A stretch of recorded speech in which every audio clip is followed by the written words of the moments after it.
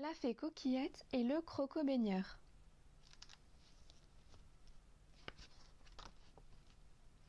C'est le petit matin, tout le monde dort encore. Coquillette passe au-dessus d'un lac quand elle aperçoit soudain, au bord de l'eau, un gros croco avec une sorte de canard sur le ventre.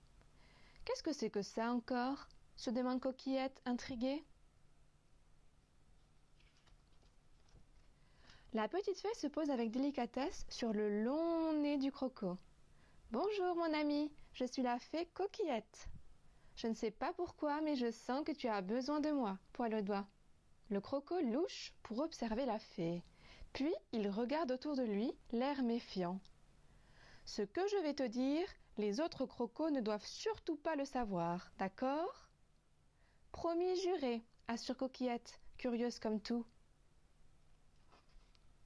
Alors voilà, explique le crocodile à voix basse, j'ai une peur terrible de l'eau et je ne sais pas nager. » « Pas de problème, déclare Coquillette, j'ai ce qu'il te faut. » Et d'un coup de baguette magique, elle fait apparaître un pédalo. Le crocodile contemple, éberlué, l'embarcation et s'énerve. « Tu n'as rien compris, je veux que tu m'apprennes à nager. » Tout à coup, embêtée, Coquillette baisse la tête et soupire. « Moi non plus, mon ami, je ne sais pas nager. Et je ne peux, hélas, pas t'apprendre quelque chose que je ne sais pas faire. Tu comprends ?» Le crocodile est très déçu. La petite fée le voit bien. Elle réfléchit un moment et soudain, son œil s'illumine.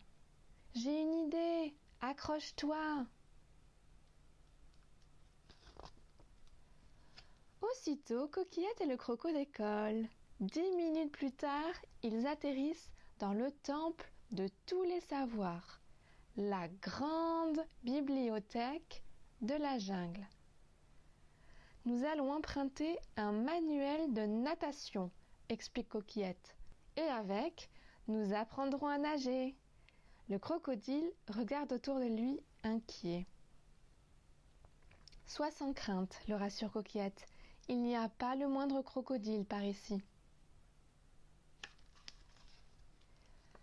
Après avoir trouvé le manuel de natation, Coquillette fait apparaître 2 bonnets de bain et 2 tabourets. Leçon numéro 1, la brasse, lit la petite fée. Allongé sur le ventre, l'élève doit tendre les bras devant lui, puis écarter et faire la grenouille avec les jambes. Facile, non ? Sur leur tabouret, Coquillette et le crocodile suivent à la lettre les consignes du manuel. Peu à peu, toutes sortes de bestioles, mais pas de crocodiles, s'installent sur les branches des arbres aux alentours pour profiter du spectacle. « Vous n'avez rien d'autre à faire que de nous regarder ?» s'énerve le crocodile. « T'es trop beau avec ton chapeau, monsieur le croco !» rigolent les bestioles. « Ça s'appelle un bonnet de bain, bande de crétins. » Après 3 jours de natation sur tabouret, il est temps de passer aux choses sérieuses. Coquillette fait apparaître une immense bassine d'eau. Le crocodile est terrifié. « Je veux une bouée, des brassards et une frite, bredouille-t-il. « D'accord, soupire Coquillette. Et puis je veux un peu moins d'eau. D'accord. Et je veux que les oiseaux là-haut arrêtent de me regarder. » Pas d'accord, rigolent les bestioles. Coquillette marche sur le bord de la bassine.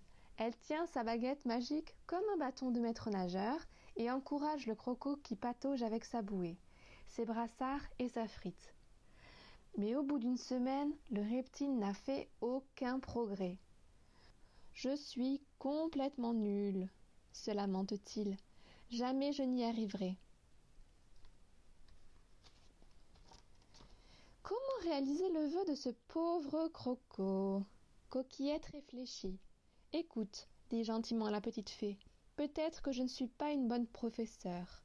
Alors, pourquoi ne pas aller voir un vrai maître nageur ? Pour qu'il répète à tout le monde que je ne sais pas nager ? Il n'y a aucune honte à ne pas savoir nager. Le crocodile se laisse convaincre. Coquillette et lui repartent donc au bord du lac, suivis par les bestioles, plus curieuses que jamais. Coquillette et le crocodile arrivent près de la cabane du maître nageur, qui sort pour saluer son nouvel élève. Mais quand le crapaud maître nageur découvre le crocodile, il pousse un hurlement de terreur et grimpe au premier palmier venu. « Au secours, un croco ! À l'aide, maman !» Coquillette adresse alors un clin d'œil au croco et chuchote. « Ne t'inquiète pas, je vais lui envoyer quelques étoiles ensorceleuses pour l'amadouer. » Admire le travail. Elle prononce une formule magique en agitant sa baguette. Aussitôt, des petites étoiles s'envolent. Il y en a de plus en plus. Un vrai raz-de-marée d'étoiles. Coquillette pâlit. « Zut, zut !» s'écrie la petite fée. « Je crois que je me suis trompée de formule magique. » Sous l'effet des étoiles ensorceleuses, le palmier vacille puis tombe dans le lac, assommant à moitié le crapaud qui coule. « Zut, zut !» panique Coquillette. « Le maître nageur va se noyer par ma faute. » Coquillette plonge pour aller sauver le crapaud.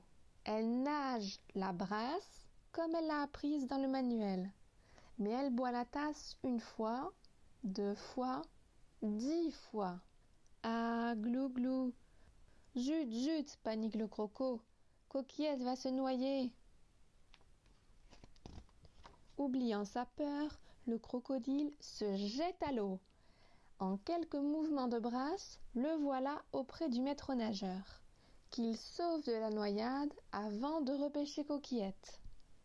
Sur la berge, les bestioles, stupéfaites, applaudissent.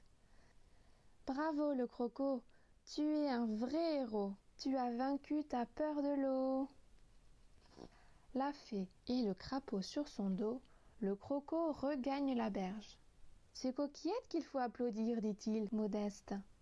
C'est grâce à elle si je nage. » La petite fée rougit très fière.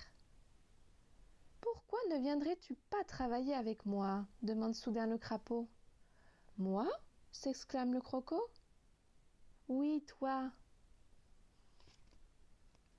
Et voilà comment le croco, qui ne savait pas nager, est devenu le premier croco maître nageur.